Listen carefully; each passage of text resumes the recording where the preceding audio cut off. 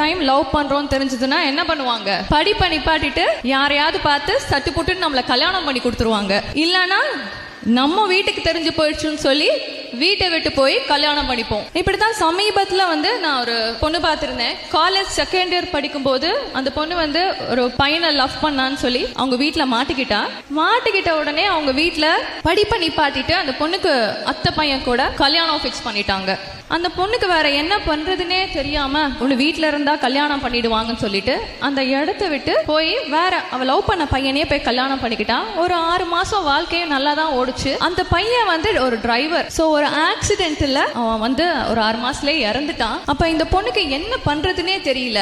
ஏன்னா அவளுக்கு படிப்பும் கிடையாது, அவ வாழ்க்கையும் தொலைச்சிட்டு என்ன பண்றது, அடுத்து நம்ம என்ன பண்ண போறோங்கிற நிலைமையில தான் அந்த பொண்ணை என்கிட்ட கூட்டிட்டு வந்திருந்தாங்க. இப்படி நம்ம படிப்பை காம்ப்ரமைஸ் பண்ணி இந்த ரிலேஷன்ஷிப்ல போய் மாட்டிக்காம இருக்கணும்.